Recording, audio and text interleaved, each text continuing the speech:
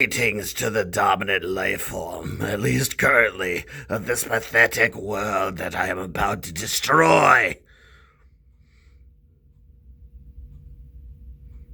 Good. So everyone hasn't panicked and run away.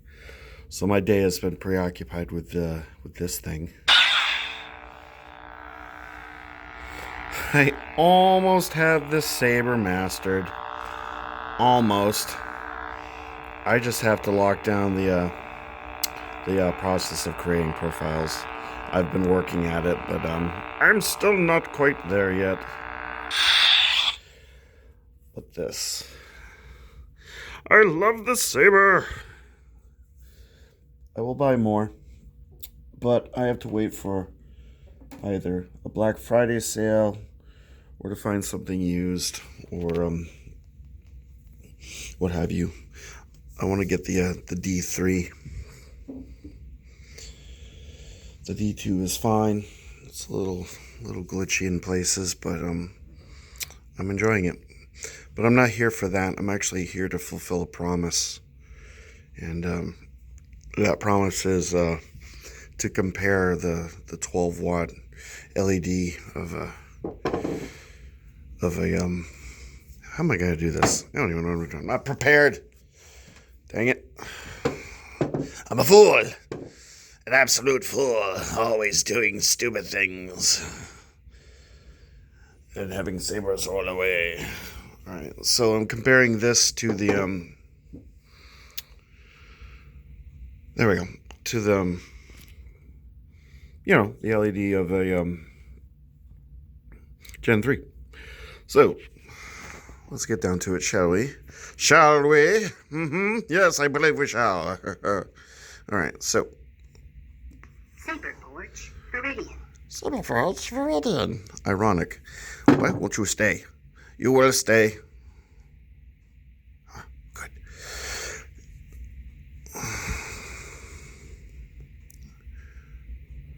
Turn on. Power on. Alright, so there you go. There's the Gen 3. And the blue of the Gen 3. And barring the fact that there's a flicker on the 12-watt here, probably right where, here, let me get these a little closer, there you go. Alright, now let's get right on top of this thing so we can really see what's going on here, you know what I mean?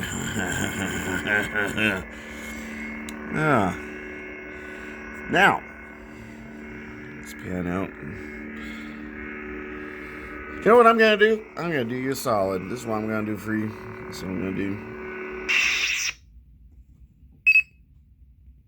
Main menu. Select optical frequency 1. There we go. Select sound intensity low. Select impact sensitivity 1. Select motion sensitivity 1. All settings saved. There we go. I'll readjust those later. Okay, so look at the core.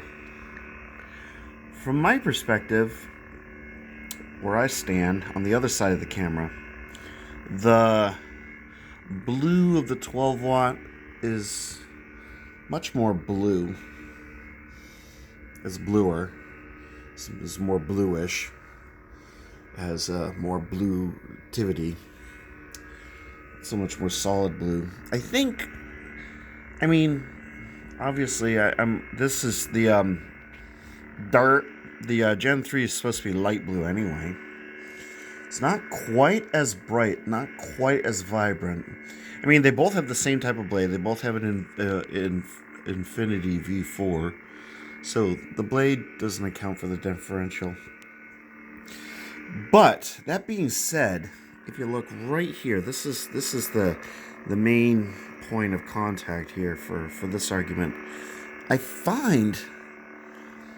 I honestly think that the brightness is very comparable. Whatever LEDs, whoever's making these sabers for Saberforge, because I believe that we've all learned finally via emails or however we learned the facts that Saberforge is not making the Gen 3s, which I think sort of accounts for a lot of the problems that people have been having with these sabers. Yeah, I think they do a pretty fair job of providing a blade that's comparably bright. It's not as bright. It's not quite as bright or as vibrant, but still, um, well, you get the gist. I can ramble on. I mean, the difference is $100 saber and I don't know. I didn't. This is almost like a $300 saber, I guess. I bought it used. It wasn't $300. So I mean, you have a hard time comparing the two. But for what you get, honestly, I don't think you can go wrong. Obviously, the only issue is how good are the electronics, and so far, I think they need work. Um, my stalwart should, and I repeat, the operative word is should, have arrived at Saberforge today, but I have this love, mostly hate, slash love again, slash mostly hate, like deep rooted hate of the post office and their unreliability when it comes to saying that they'll deliver something on a certain day, and then they always find a way to muck it up. So, but at any rate, I believe they're not actually getting paid anymore anyway. So, what are you going to do? So anyway, that's my comparison of that. And I just want to throw one other thing out there. This is, where did I put it? This is kind of like a completely irrelevant thing, but I spent a lot of time, as I've said, looking at silly little things on Facebook, various pages, and Dark Wolf sabers, sort of someone that a friend of mine from work. I did not mean to do that. Not yet, anyway. Too soon. Too soon. Um, he was buying some components to kind of gussy up one of my. Well, I'm gonna cover this now. Basically, what happened was with my Ranger, I was fiddling with it, and I had kind of similar problems as happened with my Stalwart. As I kind of locked down for a bit. Here, let me give you something new to look at. Saber Mock special. And there's a reason that I have this here. And so I had removed the battery, thinking that I could get the thing to reboot. And I returned, and the battery was fully charged. I put it back into the Ranger, and the thing still wouldn't work. So I had that issue.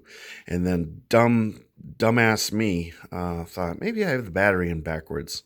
So here's my PSA: never, ever, ever, ever, ever, ever, ever, ever, ever, ever, ever, friggin' ever put the battery in backwards, because what happens when you do that is things start flaring and smoking and sparking, and I basically ended up burning out one of the resistors on the negative end, and because I guess it couldn't handle the obviously the opposite charge from the positive end, and that created this whole situation where I ended up giving that saber to a friend of mine to try to replace parts. Now, he had taken the board out of the saber and saw the name Dark Wolf on some of the components. So he contacted Dark Wolf. He indeed had some hand in the electronics of that thing.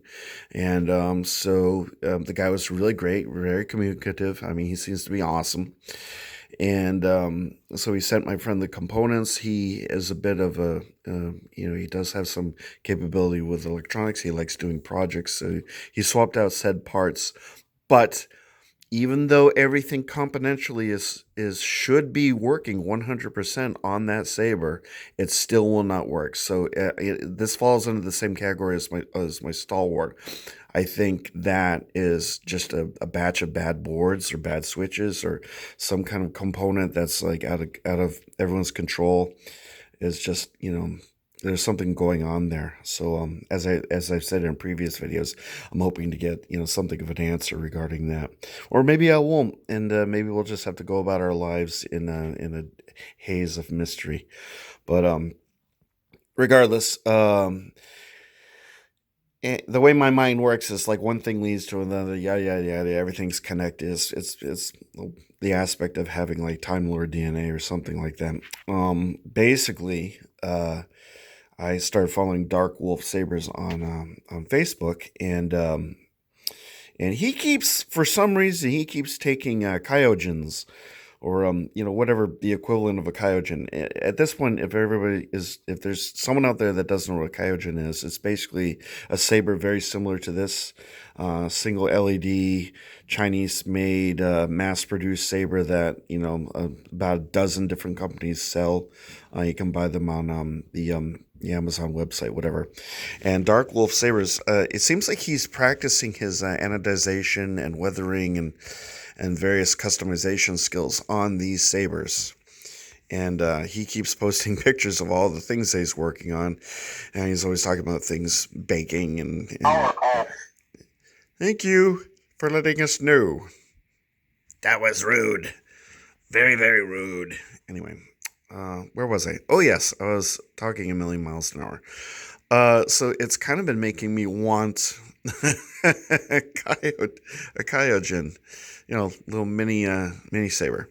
I already have one, but this one is different because this one came from Sabermock, and that's one of those companies. Sabermock's one of those companies that I I really would like to buy something from, but just finding the money and paying for the shipping, and it's just there's been so many other things that I've been buying that I haven't gotten around to it. But at some point in the future, I will buy something from that company, because I think they're probably every bit as good as most companies. A lot of the companies in Asia, like Sabertree and Sabermock and Saber this and Saber that, and they do a really good job. And I really like this little tiny saber. It's really comfortable in the hand. I've already reviewed it. It has this weird little like I call a micro knurling, and this weird sort of it's like a tiger stripe, kind of like you can see it in the light kind of finish, and it's just neat. And it uses a 7/8 inch blade. It's super, super mega light, but it's just smooth and it's comfy. The switch is a little bit awkward, the placement. You find yourself turning it on and off, so you have to be really cognizant of where your hands are. But just turns on. I'm doing like a little mini review here. Fairly bright LED. For a cheap soundboard, listen to that. It's actually super responsive. I've gone off the rails here, I know. Does a clash. Lock up. It's just a really, really nifty little saber. In-hilt recharge. A little mesh back here. It's just an elegant little thing. I don't even remember who I bought it from, because I didn't buy it directly from Sabermock. I bought it from another seller. It's just weird how a little. I don't even think I paid like $50 for this. It's like a prized possession. What a strange hobby that we're involved in, wouldn't you say? At any rate, I think I've talked about everything that I wanted to talk about, and I think I've fulfilled some promises. So maybe tomorrow, if I've managed to get my stuff together, I can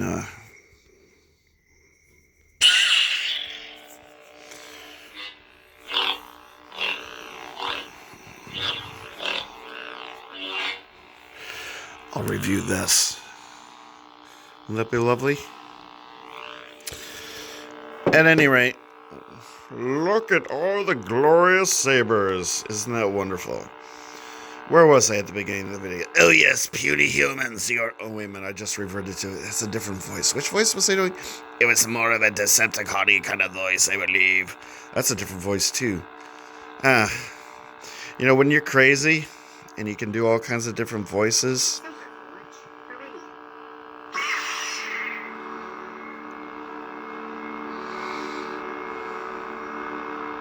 Powerball. Saberforge LED.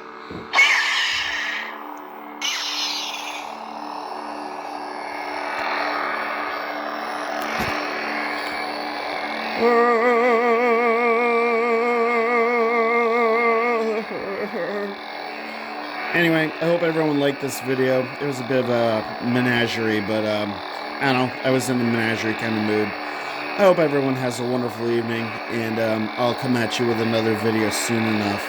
My love to you all. Take care now. Bye.